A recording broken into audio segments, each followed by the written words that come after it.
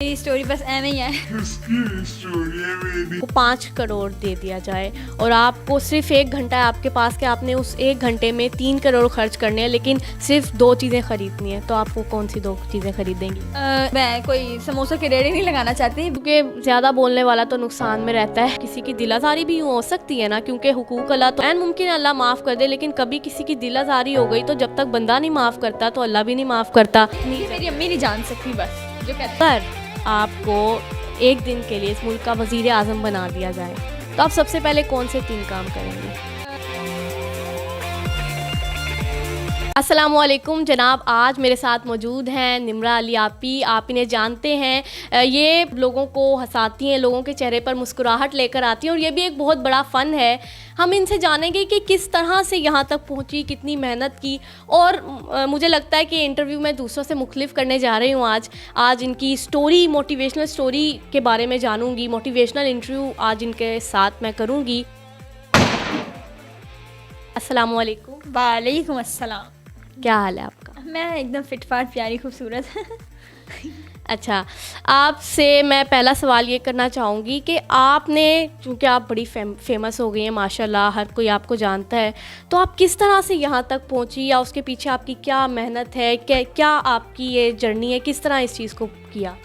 अच्छा, मेहनत मुझे नहीं करनी पड़ी वायरल होने के लिए, बस अल्लाह ताला की ज़ात है जिसकी वजह से मैं वायरल हो गई। उसके बाद मुझे स्ट्रगल करनी पड़ी, जो कि अभी भी मैं कंटिन्यू कर रही हूँ अपनी स्ट्रगल।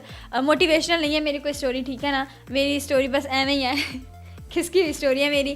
किसकी स्टोरी है मेरी? एक इंटरव्यू दिया मैंने, वो जो वायरल हो गया, और उसके बाद लोगों ने मेरे बहुत सारे इंटरव्यूज़ लिए। उसमें मज़ीद जैसी मैं थी मैं वैसी आई, लोगों को फिर से वो बहुत ज़्यादा पसंद आया। तो उसके बाद मैंने इंटरव्यूज़ दिए। तो एक टाइम आया कि मैं घर पे बैठ गई। फिर मैंने सोचा कि क्यों ना मेरे पास एक अच्छी अपॉर्चुनिटी है कि मैं एक अच्छी जगह पर जॉब करूँ। तो फिर वहाँ से मैंने अपनी एंकरिंग की जो है वो जर्नी शुरू की। जैसे आप मेरा इंटरव्यू ले रही हैं, मैंने वहाँ से शुरू की अपने वायरल होने के 3 महीने बाद। एक निजी चैनल पे जॉब की, फिर वो छोड़ के जब अच्छी सैलरी ऑफ़र हुई तो फिर वहाँ पे जॉब की, फिर दूसरी जगह पे स्टार्ट की। इसी तरह मैं करती रही। अल्हम्दुलिल्लाह जो मेरी वीडियोस एक वायरल हुई थी, वही तरीक़ाकार मैंने अपनी बाकी वीडियोस में भी लगाया, तो अभी तक चल रही हैं। तो मतलब ये है कि आपने, मतलब आपको मेहनत नहीं करनी पड़ी, बल्कि आपकी एक वीडियो वायरल हो गई जिससे आप मुझे वायरल होने के लिए मेहनत नहीं करनी पड़ी, अभी तक अपने आप को ज़िंदा रखने के लिए मेहनत करनी पड़ रही है। ये मेरी मोटिवेशन है कि अगर आपको कुछ मिलता है तो प्लीज़ आप उसको साइड पे ना रखें, उसको कंटिन्यू करें। उसे बरकरार रखना मुश्किल होता है। अच्छा, आपसे ये पूछना चाहूँगी कि आपने, क्योंकि मुझे बताया कि आपने नौकरी की, जॉब की उन चैनल्स पे, तो क्या आप जॉब भी करना चाहती हैं? आपका ये भी इरादा है कि आप अपना बिज़नेस करें? क्योंकि असल मज़ा और मतलब एक चीज़ तो अपने बिज़नेस में ही होती है। हाँ, बिल्कुल ऐसा ही होता है। मेरे घर वाले भी मुझे यही कहते हैं कि अपना बिज़नेस करो। अपना बिज़नेस इन सेंस, मैं कोई समोसा की रेडी नहीं लगाना चाहती। बिज़नेस ये कि जैसे आपका अपना यूट्यूब चैनल है, इस तरह का अपना यूट्यूब चैनल मेरा बना हुआ है अल्हम्दुलिल्लाह। फेसबुक पेज भी है, लेकिन मैं उस पर अपना काम नहीं करती। मैं जो काम करती हूँ मैं उस पर लगा देती हूँ। तो इंशाल्लाह soon I will start my own work on my YouTube channel. अच्छा, आपने कहा ना समोसों की रेडी वाली है, अगर आप समोसों की रेडी भी लगा लेती हैं तो वो आहिस्ता आहिस्ता करेंगी ना, तो आपकी बड़ी दुकान भी बन सकती है आप। अच्छा। निमरा चिकन समोसा। ठीक है।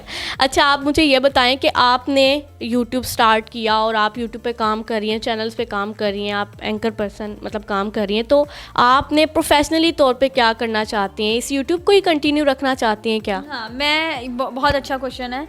लोग समझते हैं कि आप मेन स्ट्रीम पे जाएंगे तो आपकी कोई वर्थ बनेगी, आप मेन स्ट्रीम पे काम करेंगे, ऐसा कुछ भी नहीं होता।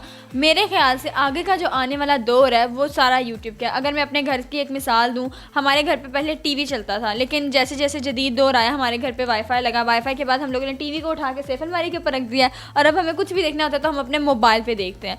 दैट्स वाई कि मुझे ऐसा लगता है कि मुझे मेन स्ट्रीम की बहुत सारी ऑफर्स आती हैं, लेकिन मैं जाती नहीं हूँ, क्योंकि मुझे पता है आगे आने वाला दौर ही यूट्यूब का है। सबने यूट्यूब ही देखना है, तो मैं टीवी पे जाके क्या कर लूँगी। इसलिए मैं जानबूझ के यूट्यूब चैनल पर जॉब करती हूँ, अपना भी यूट्यूब चैनल चलाती हूँ।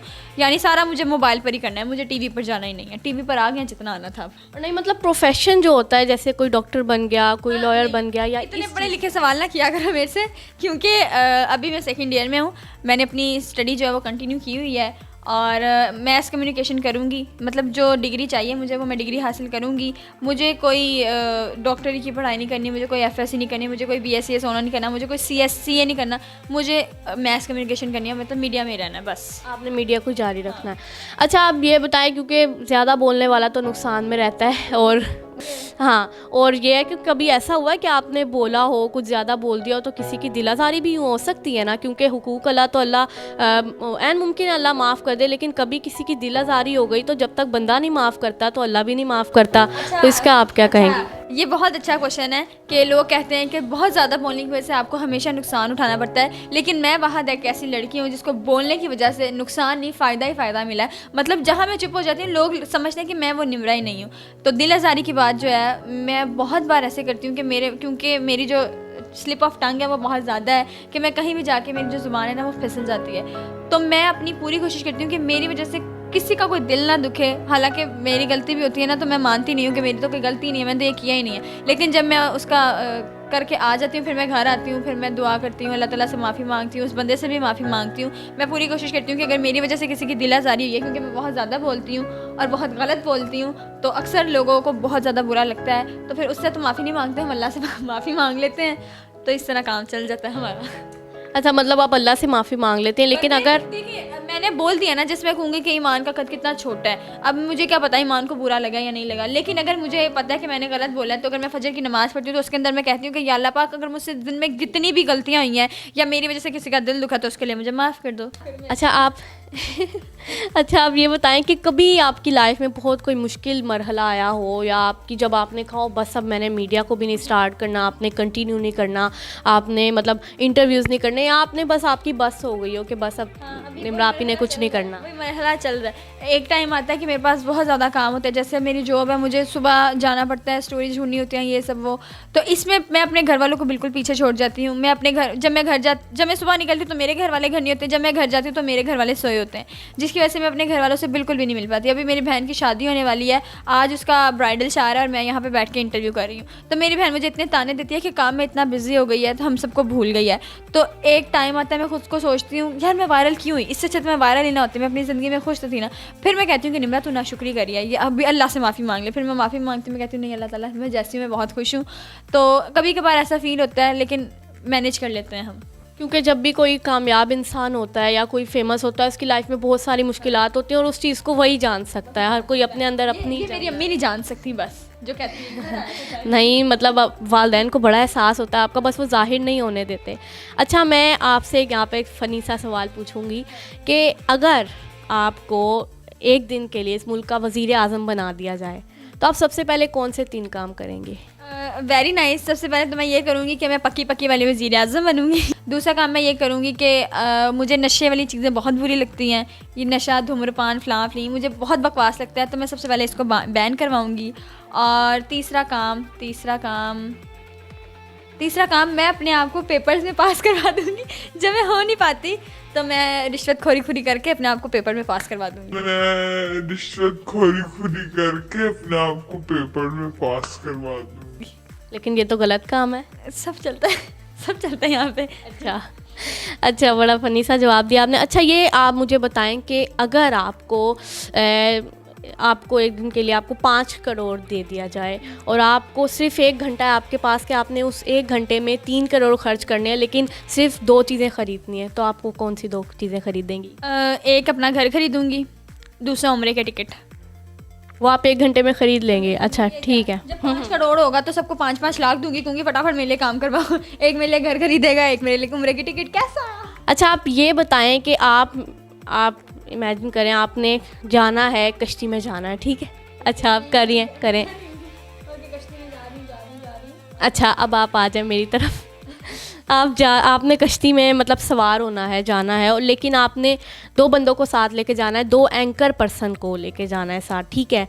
और आप पहले ये बताएं कि आप किस किस को साथ लेके जाएंगे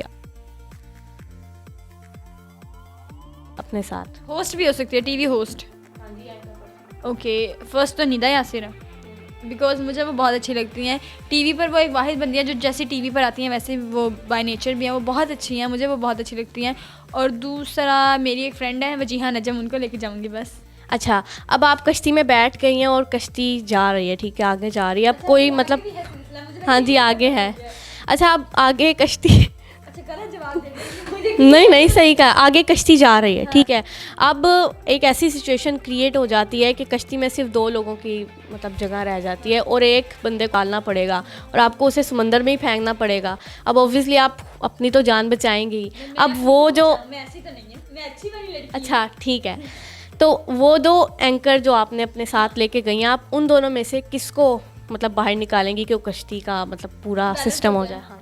मैं एक बहुत तेज तरार लड़की हूँ, मैं एक बहुत तेज तरह लड़की हूँ। तो मैं पहले तो कोशिश करूंगी कि हम तीनों जो हैं वो पतली पतली सी हैं, तो तीनों कश्ती में सवार हो जाएं। लेकिन ऐसा हो ही नहीं सकता। टंग ट्विस्टर्स है कि हमें किस कोई ना कोई जवाब देना है। तो मुझे पता है अगर मैं खुद भी निकलूंगी तो तुमने कहना है क्यों खुद क्यों निकालना है, उनमें से किसी को निकालें। सबसे पहले मैं कोशिश करूंगी कि हम तीनों मैनेज हो जाएं। अगर हम तीनों मैनेज नहीं होते, किसी एक को निकालना है, तो मैं पहले खुद निकलूंगी, क्योंकि मैंने उन दोनों को बिठाया तो इसमें मेरी गलती है। अगर उन दोनों में से निकालना है तो उन दोनों में से मैं निकालूंगी निदा यासिर को, ठीक है। मेरी उनसे कोई देंगी आप उन्हें समंदर में? रिश्तेदारी तो है नहीं जो हमने 7 जन्मों तक निभानी है, तो मैं उनको निकाल दूंगी।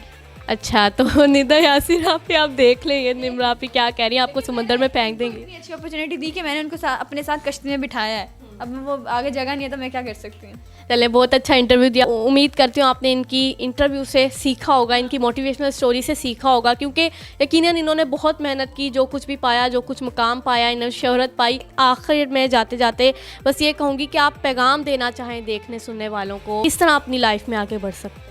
वैसे मेरी इतनी अच्छी लाइफ तो नहीं है कि मैं किसी को मैसेज दूं। हर इंटरव्यू में बस एक ही मैसेज देती हूँ कि बी पॉजिटिव। अगर आप पॉजिटिव रहेंगे तो आपको देखने वाले पॉजिटिव रहेंगे, अगर आप नेगेटिव रहेंगे तो आपको देखने वाले भी नेगेटिव रहेंगे।